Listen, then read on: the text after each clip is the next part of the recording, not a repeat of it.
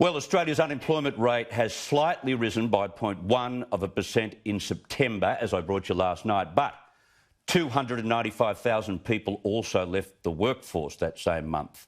You've got to take that into consideration.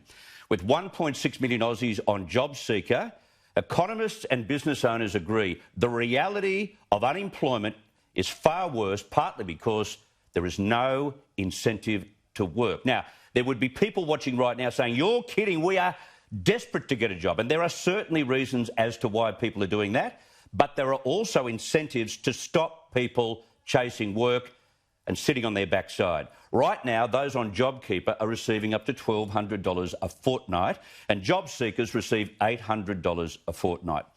One such business owner is Sam Kennard, who owns the large Kennard self-storage business. He's struggling to get workers from a recent ad in Melbourne for staff. After advertising, he only received 17 applications. I'm also joined now by Director of Small Business Australia, Bill Lang, in Melbourne. Sam and Bill, thank you very much for your time. G'day, Chris. I'll go to you. I want to go to you first, Sam, if I can. Did that pathetic response surprise you? Oh, yeah, it totally surprised me. I was talking to my operations manager in Melbourne a couple of days ago, and he was giving me the mood of the team, but he did let me know about that recent effort to hire somebody. And, you know, we ran the ad for 2 weeks and got 17 applicants. And what would you normally get? 50. He tells me he gets 50 to 120 normally, and it's typically the same. It's the same ad content as normal. That one, it is not different. So I nearly fell off the chair when he told me. So how many positions were you advertising? Just the one position. It's a relief manager that roves around our Melbourne stores. We've got 14 locations in Melbourne, and you fill in for holidays and stuff. So, you know, it's a reasonable job with reasonable responsibilities, and, yeah. So if you are projecting what response you would have got, I guess you'd think, well, we will get 200, 300 in this kind of environment in Melbourne. That's what you would expect, wouldn't you? Yeah, I thought we'd be on the upside or the upper end of our normal band or over that, for sure. OK, you got 17 responses. What was the next step as far as your managers were concerned to deal with these 17? Well, in those circumstances, they rang all of them, and 14 of them didn't call us back. So we've got 3 contacts. 14 didn't bother? Apparently, or they, yeah, I'm not quite sure what the motivation was, but we didn't get successful contact or callbacks from 14. Bill, have we increased JobKeeper and JobSeeker or put them at a level that takes away the incentive to work?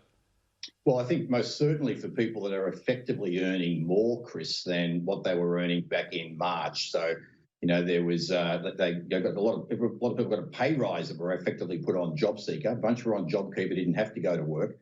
We've got a couple of other things going on, sort of very Melbourne specific. You know, we have not only an accelerating economic epidemic, but we also have an epidemic of fear. And we need to sort of tweak this whole job employment sort of network system. And, you know, if an employer like Sam, you know, if they're not even returning the calls, you know, the JobKeeper, JobSeeker providers that they're working with should be notified and they should be taken off it. Yeah, it's a double whammy, isn't it, to get that low a response and then 14 of the 17 aren't even bothered. Are you hearing similar stories around Melbourne, or is this a one-off?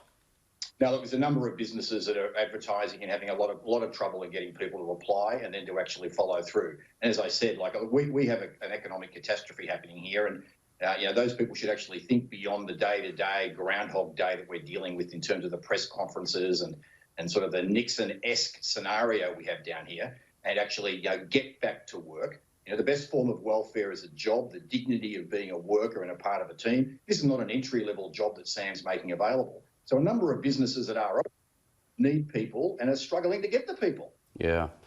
Has the government made it too appealing to stay at home, Sam, do you think?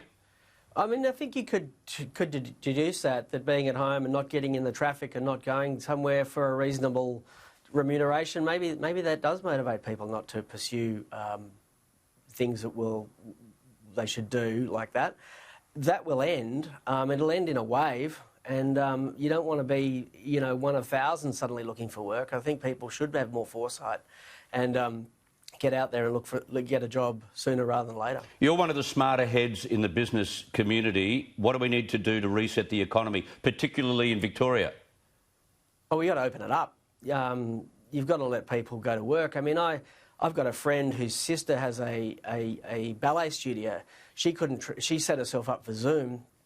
She couldn't travel 5 kilometres to go to the studio to do ballet. She can't do that in the living room. So her business she's going to tear it up now. She can't survive.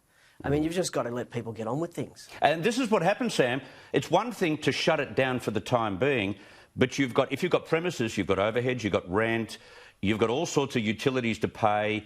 When you've paid them off, you've also got a business loan for the next 2 years, which you've invested in. You are gone, aren't you? You're not going to reopen. Yeah. No, many of these people will never come back. They won't have the capital or they won't have the appetite. Yeah. Bill, can I ask you, has the Victorian Government cash splash that we've heard a lot about done anything even in terms of buoying the small business community? Drop in the ocean. I'll give you some basic data on it, Chris. So we have about 360,000 sole traders at Christmas time. There were grants available for 3,000 sole traders if they had premises. Now, in fact, if you had a dog washing business and a premise, you got some money and you actually were allowed to open back up. But if you've invested in a van, had it all fit out, and would actually wash dogs, out on the footpath, in front of a dog owner's home, not only can you not operate, but you're not actually eligible for one of those 3,000 grants. The economic Armageddon, the real cost that we're going to bear down here for decades as a result of not only the class actions and things that are taking place, but the extra taxes we're going to need to pay down here. This is really going to be bigger than Watergate when it's going to, I don't know whether it's Bernstein or Watergate, it might be Credlin and someone else, when they really uncover all of this and we see what's gone on down here, Nixon-esque, the real victims here, the Vietnam War that they've been holding against the virus, the real people that are actually bearing the cost of small business people and the people that work in small businesses. We've been hung out to dry. Yeah, without doubt. And then you've got some of these business people who are so angry about all of this, so desperate to hang on to the last, bits of their livelihood, they're now rebelling and opening up anyway, right? Is that a good or bad thing? Well, look, we wouldn't advocate anyone breaking the law, so that's the first thing, and bringing the wrong sort of attention. We have something that we're leading called the Let's Be Open movement, and we've had tens of thousands of people now get a citizen action plan and start calling their Labor MPs and explaining to them the actual impact, explaining in a respectful and courteous way, and asking those people to stand up to their leadership, to listen to the people so that we get some changes. Because ultimately, if the government won't change itself, in 2 years' time, the government will be changed and it will be in a landslide. Yeah. Sam Kennard, one last one to you. Did your manager in Melbourne fill the spot? Yeah, we managed to fill it with one of the 3. Yeah, well, that's good. Yeah. You've got to be careful about how many ads you put in now because you may not be able to fill further spots, which is just unbelievable. Sam Kennard, Bill Lang, thank you so much for your time. Thank you. Thanks, Chris. As I said at the beginning, there are people who are desperate for work. We get that.